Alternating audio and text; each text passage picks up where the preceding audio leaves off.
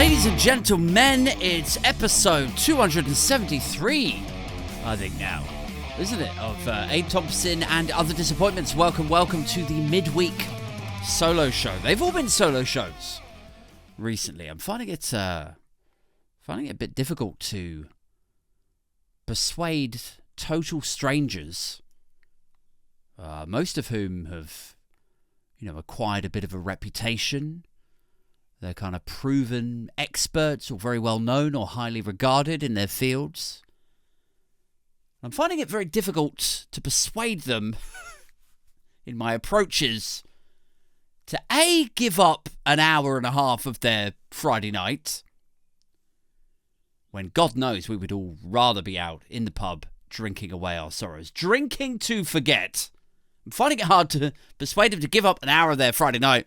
But I'm also finding it difficult to persuade them that they should, albeit only temporarily, be associated with me. That's the vibe that I'm getting. Like, hey, Joe Blogs, do you want to come on the pod?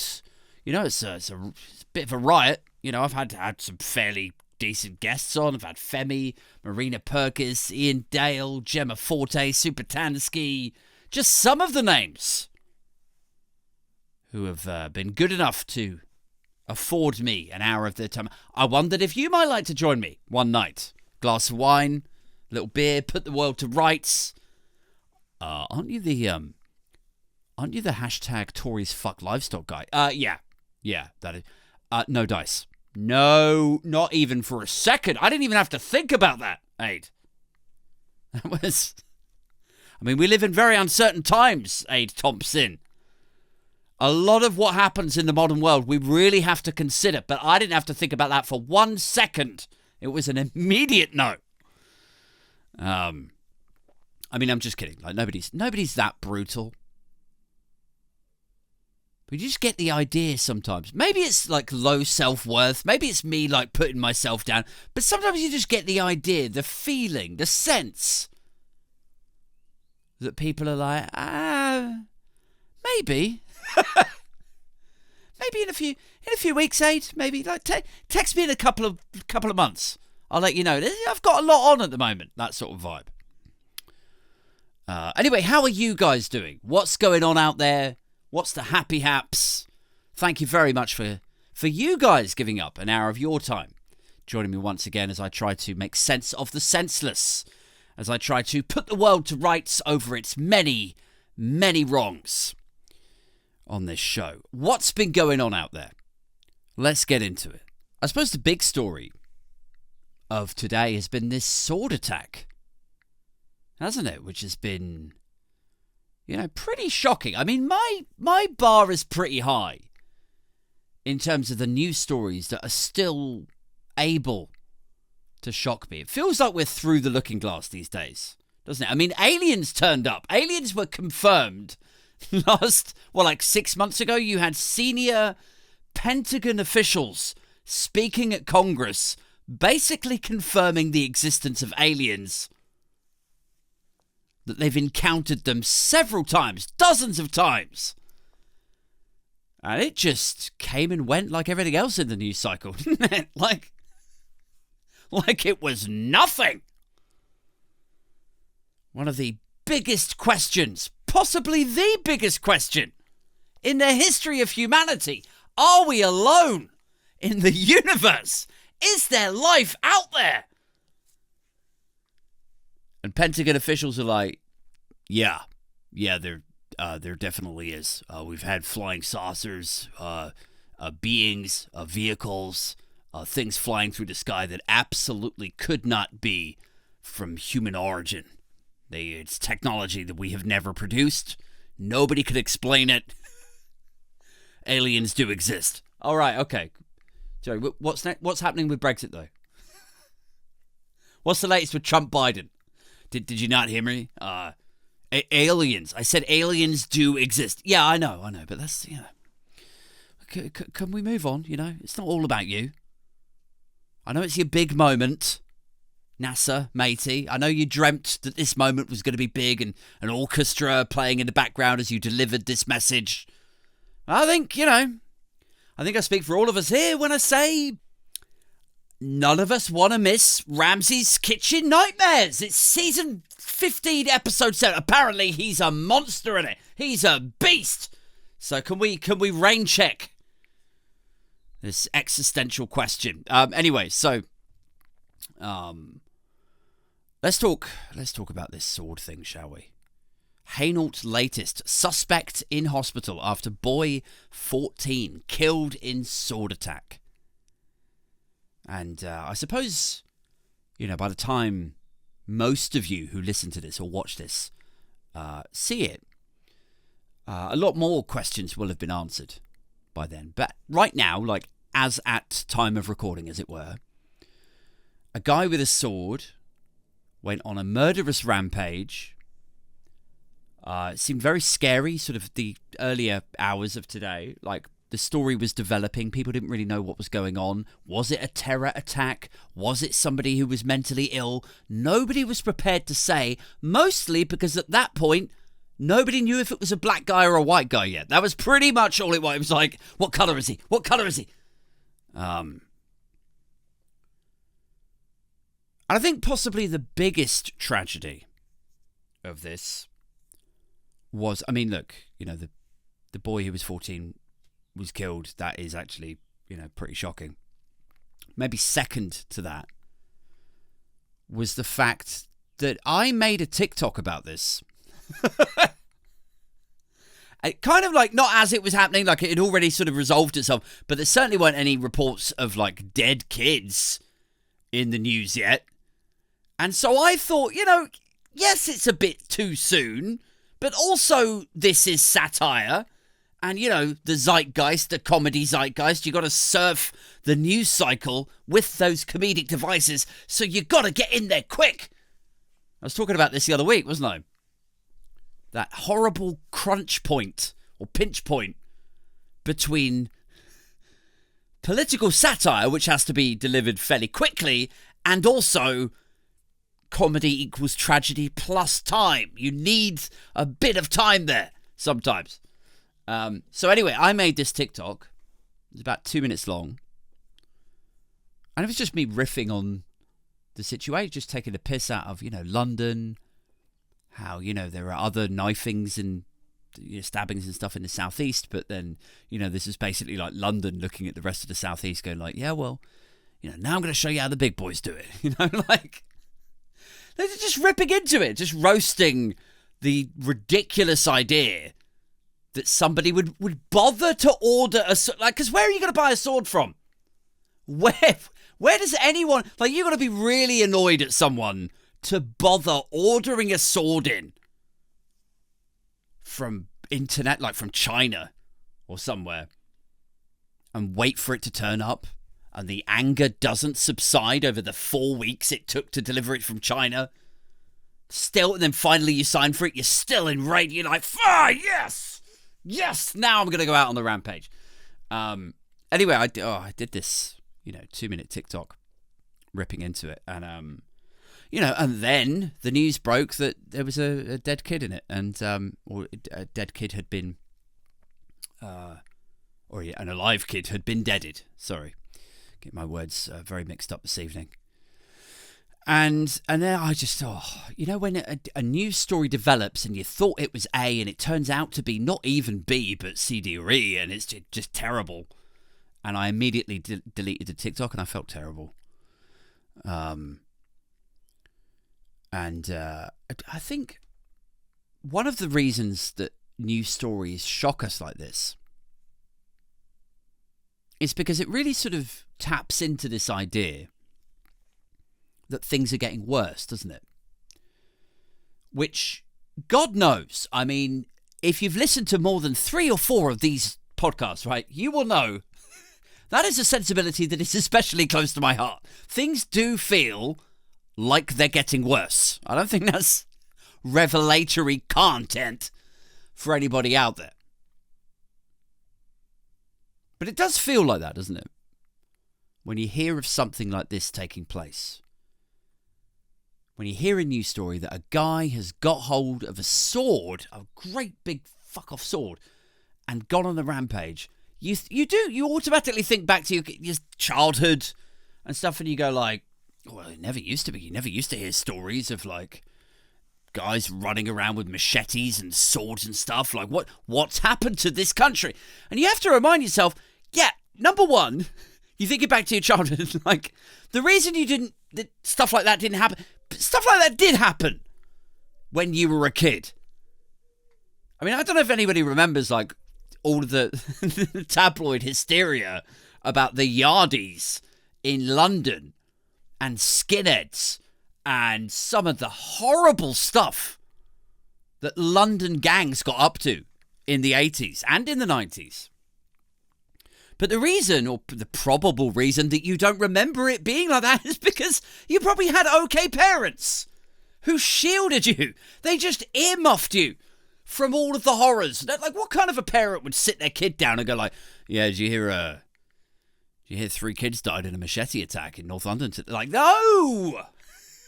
Just sit them in front of the Disney Channel or whatever it was back then, SMTV or Teenage Mutant Turtles, and keep them innocent. Let them have a childhood, is what your parents would have decided on or concluded.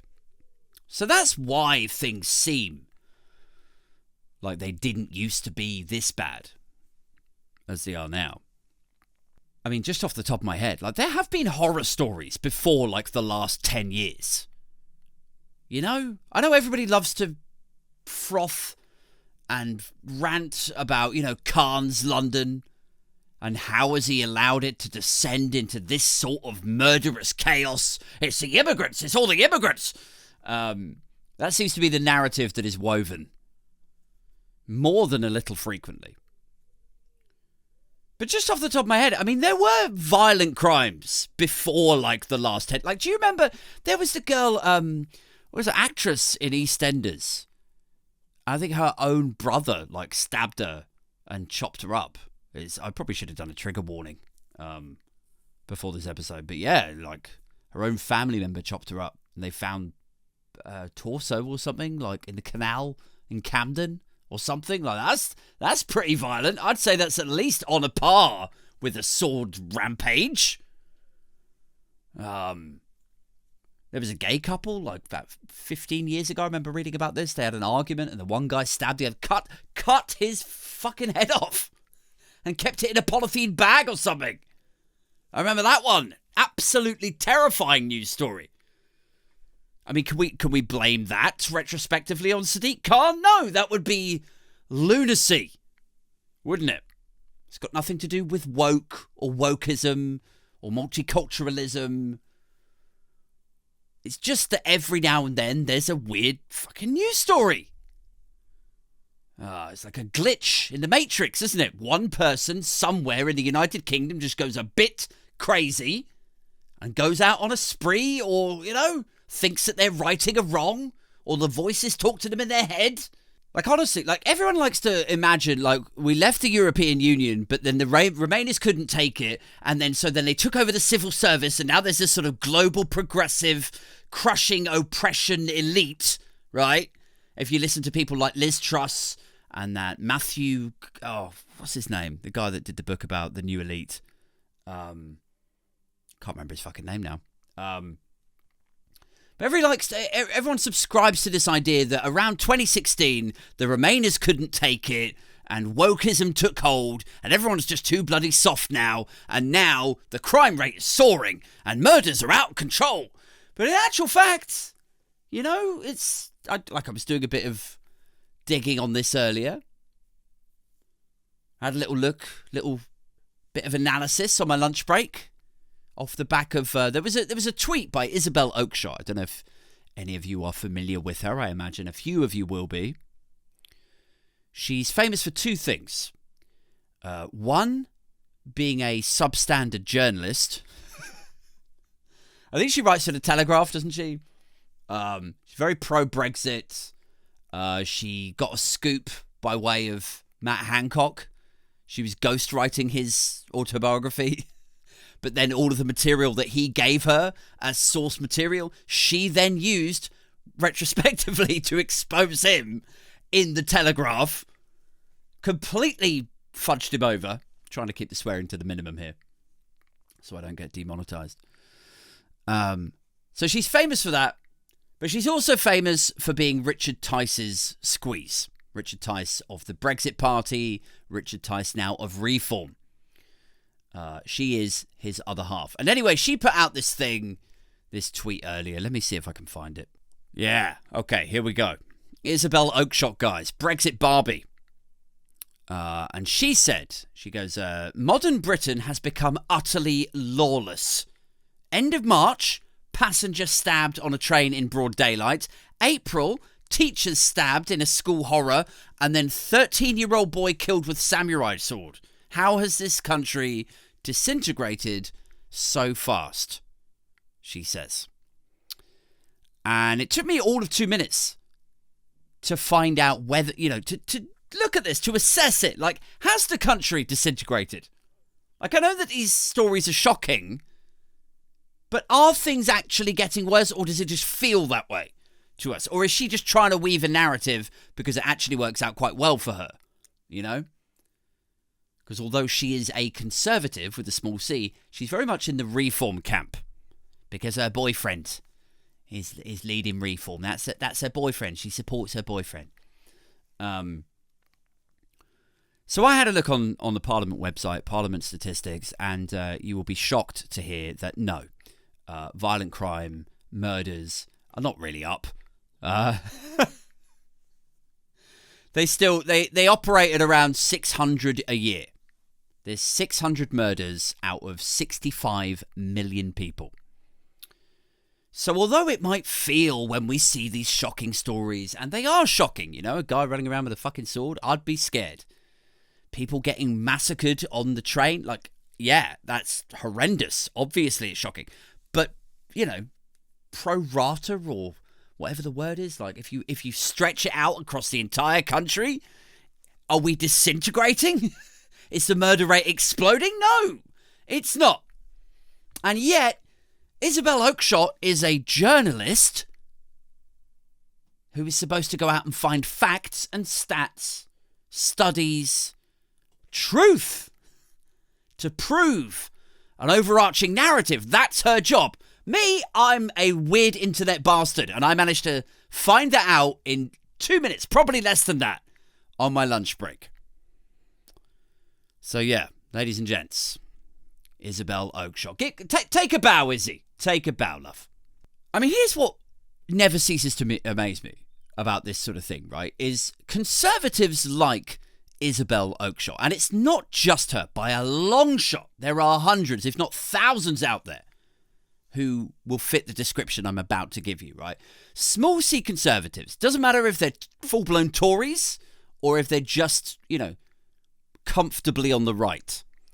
But the people who don't understand that A gets to B, like if you defund public services, if you diminish them and dismiss them and let them rot and crumble to the point where, I'm not 100% that this is a mental health thing at the moment at time of recording, but there's a lot of suggestions out there that it is. So let's assume that it is for now. Excuse me.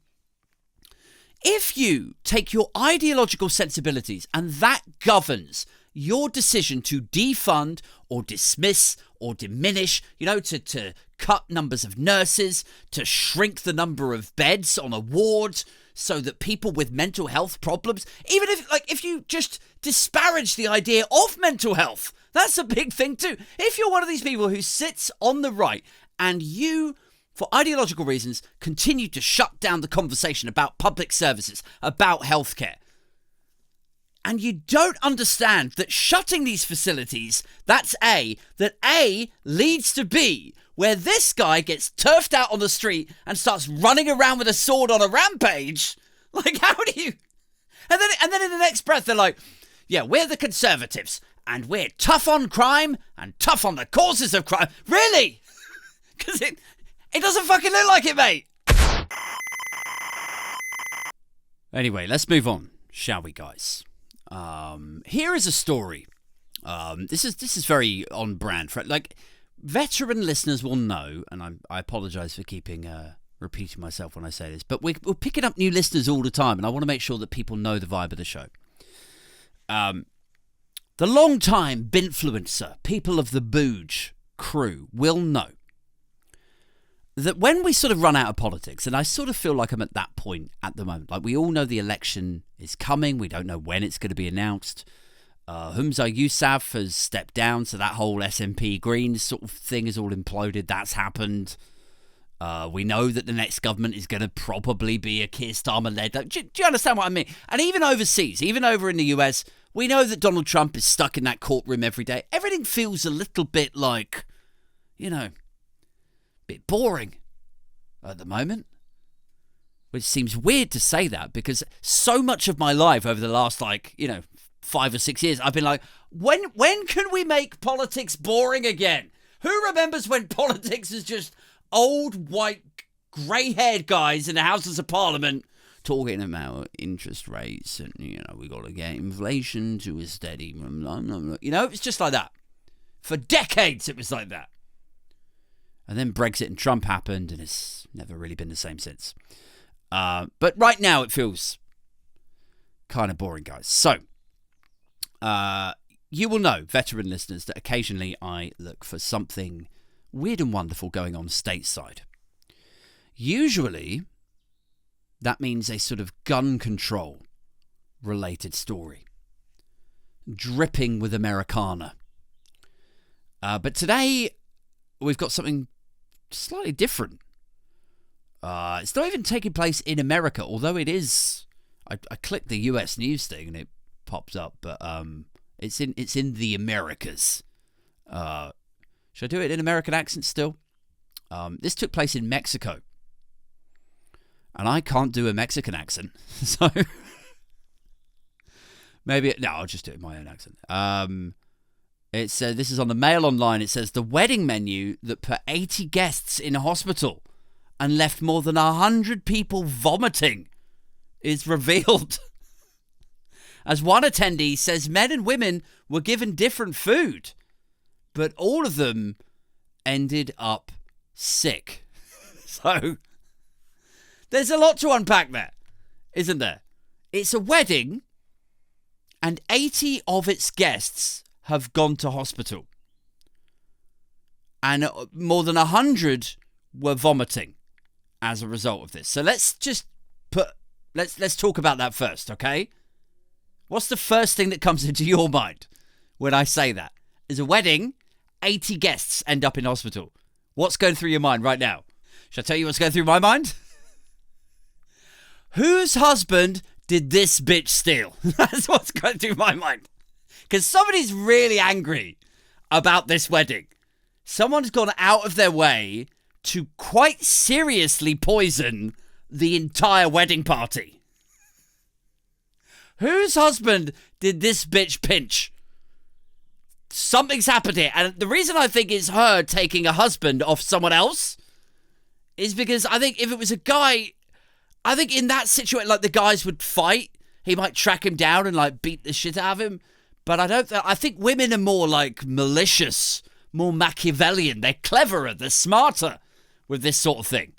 Whose husband did she steal? Which happy family has this monster broken up? Should we have a read? Let's get into it, shall we? A guest at a wedding reception revealed the 4-course menus that left more than 100 invitees terribly ill, with 80 people being admitted to hospital. Aranza Rodriguez attended the ceremony Saturday night in the central city of Cuernavaca, I think I'm saying that right, Mexico, and was rushed to a Red Cross hospital where she was treated for bacterial infection. She told a Mexican newspaper, Proquiso, that she was a guest of the groom, Fernando, whose wedding party started at around 4 p.m, with dinner set to be served at 6. She recalled arriving to wedding venue. Nice one, Mail. Between 8 p.m. and 9 p.m, and noticing that many of the guests were experiencing aggravated symptoms that included headaches, stomach pain, vomit, and diarrhea. Hell of a party!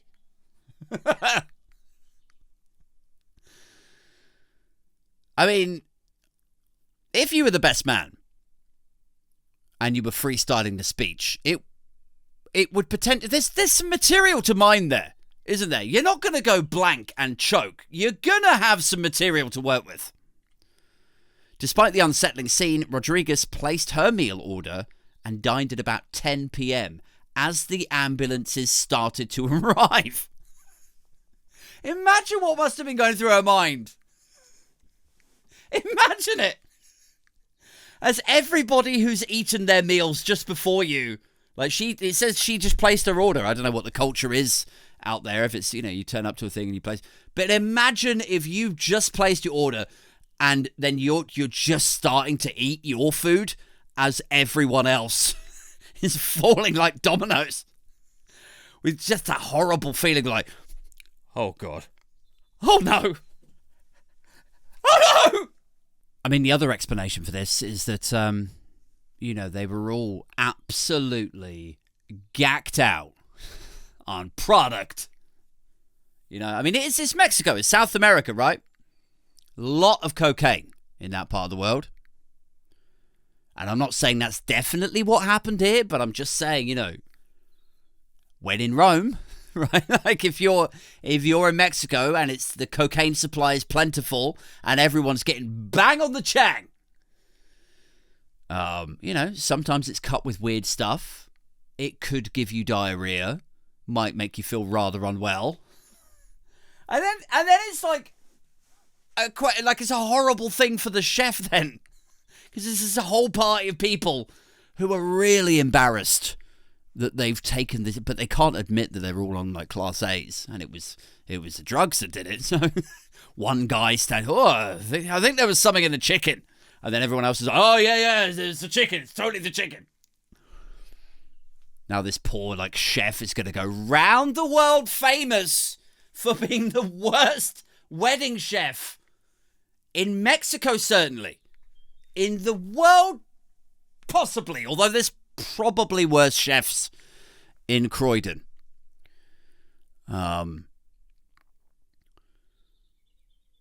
Poor guy. Now he's going to have to take the hit for it, isn't he? But yeah, man. 80 guests in hospital and more than 100 people vomiting. And it's the second half of that as well. Second half of the headline where it says... As one attendee says that men and women were given different food. But all ended up sick. But why were men and women given different food? Like, what's that about? How weird and backward is that? Like, wouldn't you be upset? I reckon my girlfriend would kick off. Even if I took her to an international wedding with golden beaches in Mexico.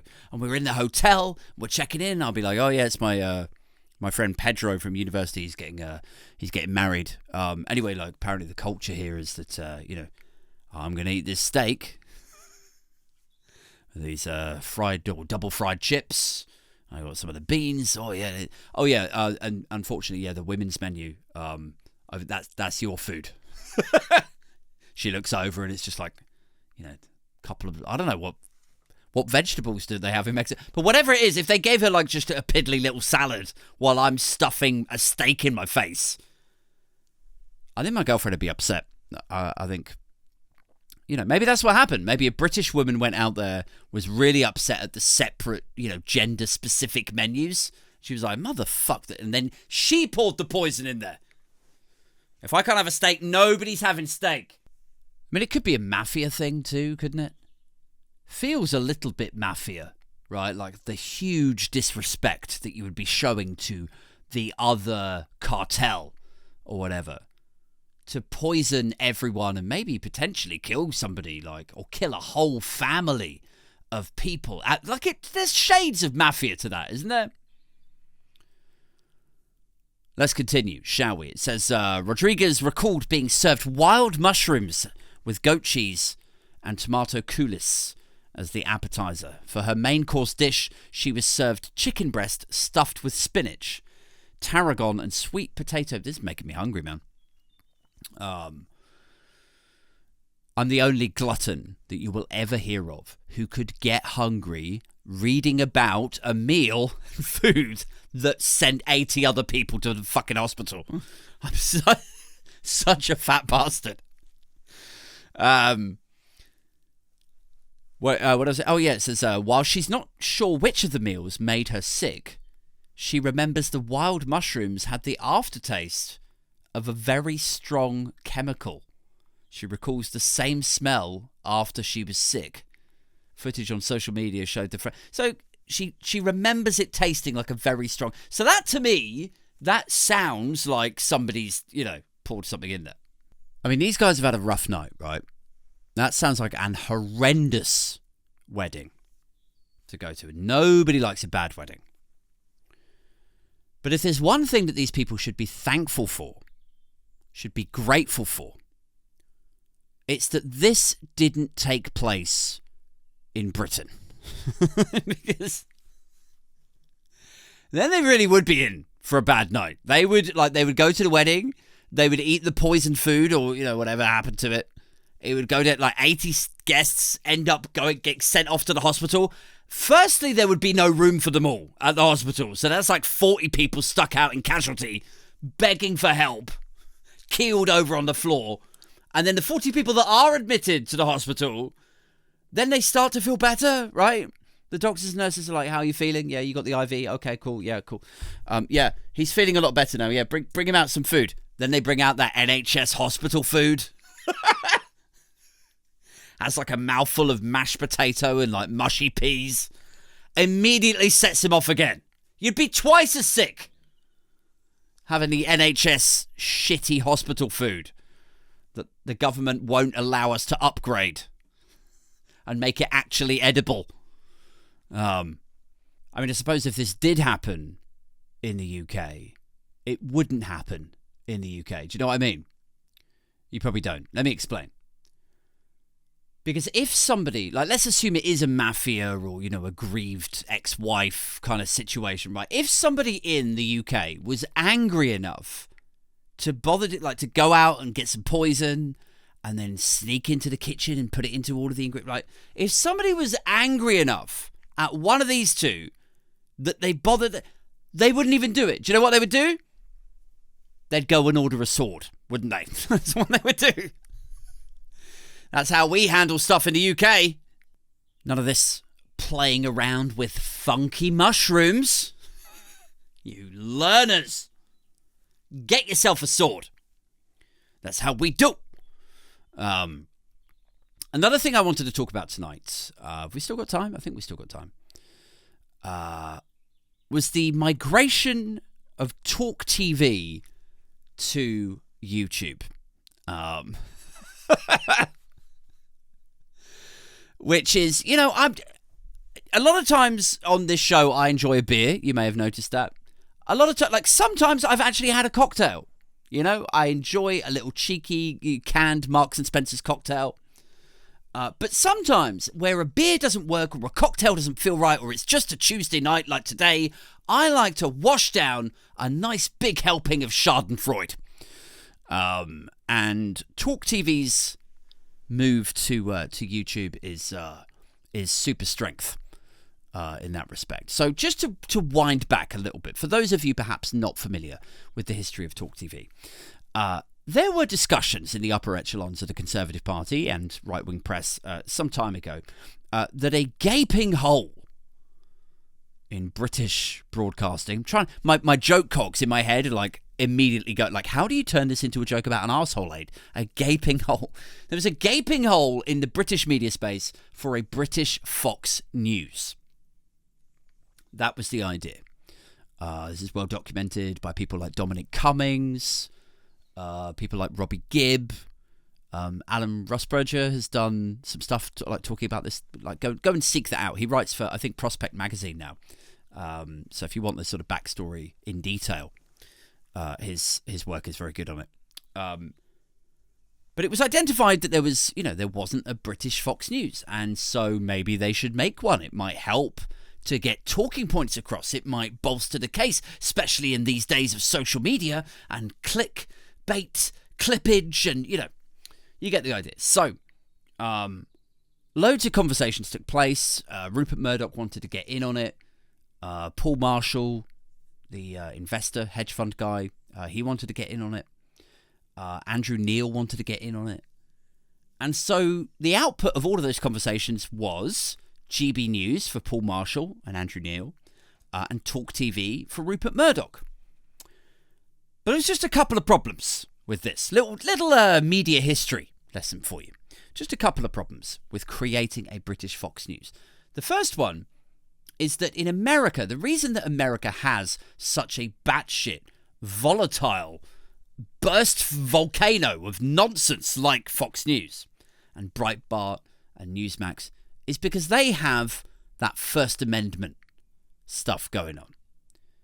They have freedom of speech times a million. Conversely, over here, we don't have the First Amendment. We do have freedom of expression. You know, we've got similar protections and all that stuff, at least for the time being, until they sack off the ECHR and whatever. But we also have very active defamation courts, libel, slander.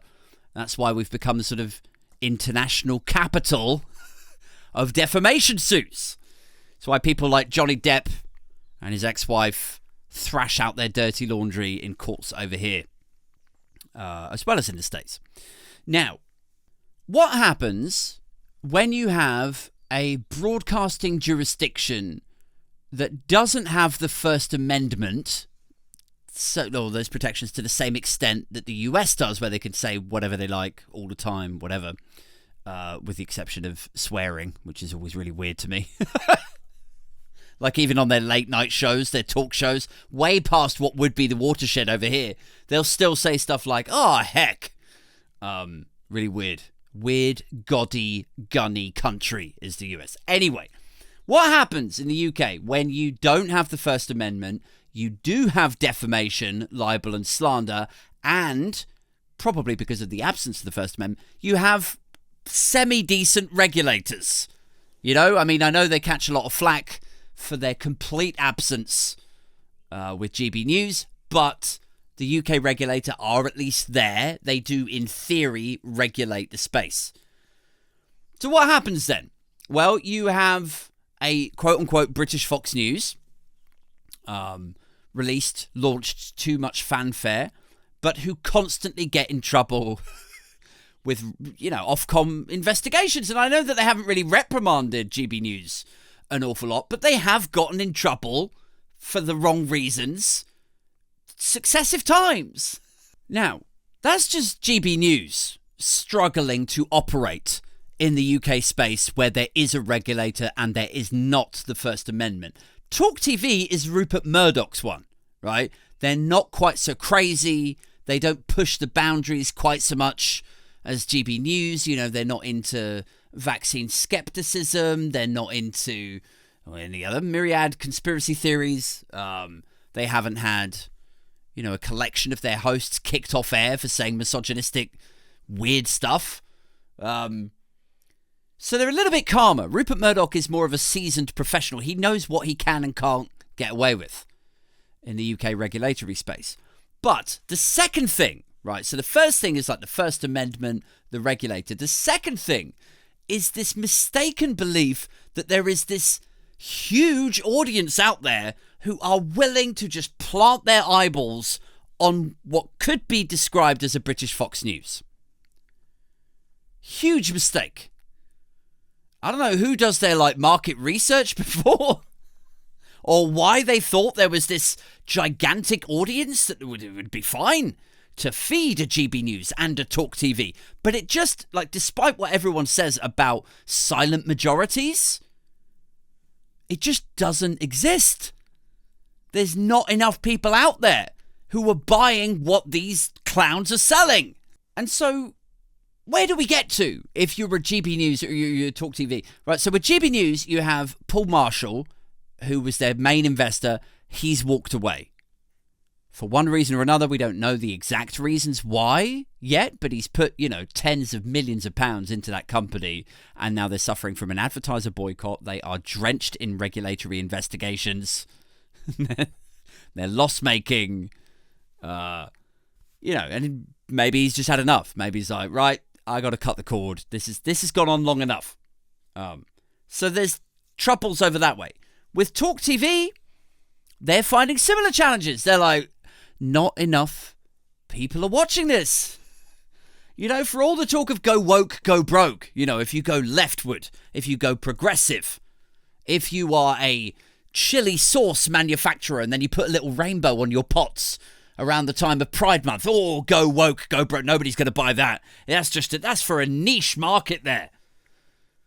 For all of that nonsense, which is precisely the sort of stuff that you would hear on GB News or Talk TV, by the way, it is these exact broadcasters or outlets that are struggling to find an audience large enough that the advertising revenue would sustain them.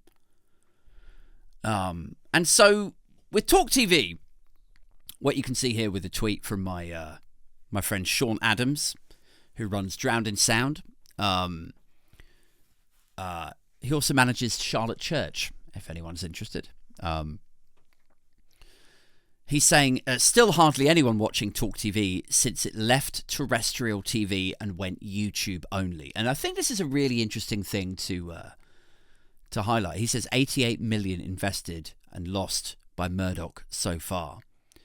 I think it's interesting to call it out because, honestly, I think this like Talk, as you know it, as a brand, I think it's going to wind up pretty soon, and I'll tell you why. Like, a lot of people will be like, oh no, he's making a good decision because he's moving them onto YouTube because that's where the growth markets are, and then it's a bit cheaper, or they don't have to be regulated in that space. But honestly, I think probably what's going to happen now, and the figures that Sean is calling out there, he's saying, like, you know, 165 people are watching Kevin O'Sullivan, right? 165. To put that into context, right? Who the fuck am I, right? And my Friday night live streams are watched by 200 people, 250 people every week now. So they are competing with people like me. And yet, to run that show with those studios, with those producers, researchers, the marketing, what are the overheads like? What sort of money is going into this to sustain it? To only bring in 165 viewers for Kevin O'Sullivan. And I thought I'd talk for a minute about what I personally think is interesting about this. You know, because I like to take the piss. You know, sometimes on these shows I do, you know, silly characters and silly voices and stuff. But there's a brain behind it all. And sometimes I have thoughts and legitimate analysis about these things. But listen, as a content creator, as somebody who spends a bit of time on YouTube, I think what's really interesting about this is like mainstream or legacy media conglomerates moving into YouTube from where before they were gatekeepers. So your Rupert Murdochs, your Richard Desmonds, your Barclay brothers, all of these guys were gatekeepers, right? They owned the newspapers, they owned the TV stations, they got to decide who was presenting, what the TV show, like they would hire in producers who would produce content, TV shows, paper reviews that they thought was interesting, but it's aligned or honed and crafted to their own desire, to their own tastes, right? Gatekeepers. And for a long time, we've been led to believe that the people then that we see on Sky or LBC or, you know, whatever, the reason that they are where they are is because they are good and that's what people like and they are the talented ones. But actually, I think what you're going to see, what we sort of are seeing already, is that when the gatekeeper stuff is removed, when these people are forced to compete with other people, then actually their, their superiority or their ability to capture eyeballs, it kind of falls away. Like 165 people watching a Rupert Murdoch Talk TV Kevin O'Sullivan show. And I know some of you will probably be listening to this or, you know, watching it later on going like, yeah, well, who's heard of Kevin O'Sullivan? He's hardly like their biggest name, is he? But look, here we go. Julia Hartley Brewer, 29th of April, 305 people watch. Like, nobody's watching this show, this TV station, if you can call that anymore. And it's the same with the Harry Cole, like the Sun stuff. Like, they're all moving into YouTube for the regulatory sort of uptick. Like, they're no longer in Ofcom's reach. But I don't know who thinks they're going to be making money at this, or who's actually going to follow them over there, because my sense is, and I'm happy to be corrected on this, I'm happy to be educated, but my gut feel is that the people who listened to talk radio probably did so in their cars, or maybe like an old boy with the radio on in the kitchen, gets riled up, picks up the phone. Yeah, I agree with everything that you said about the immigrants. Oh, I can't stand refugees. His wife is in the background like, I told you to turn that thing off. You'll only get yourself wound up again, darling. But I get the sense that it's legacy media consumers, the car radio or the radio, the wireless in the kitchen. I don't get the feeling that there's that market is going to join them and move over to YouTube. I just don't. And maybe that's a good thing. If it's your granddad or your great uncle or someone, and day in, day out, he's had the wireless on, and day in, day out, it's like radicalized him. It's slowly made him angrier and angrier, and his wife has had to stand back in the doorway watching him get angrier and angrier week by week, month by month, until finally he snaps. Like, maybe it's a good thing that they've moved over to YouTube and he can't follow them over there. Maybe it's a good thing that he won't ever reach that point where he snaps, so his wife and the rest of your family can just get a good night's sleep, not having to worry that he's going to poison the wedding party or in order of sort. Guys, that's it. I got to go. If you're enjoying the podcast, do check out the Friday night live streams, 7:30 every Friday night. If you're not on the Patreon or the YouTube community yet, there's links to both in the description below. If you'd like a Tories Fuck Livestock t-shirt, go on to funk27.co.uk/merch. I think there's a link for that as well. Until next time, keep it booge, keep it bimpfluencer. I'm out this motherfucker.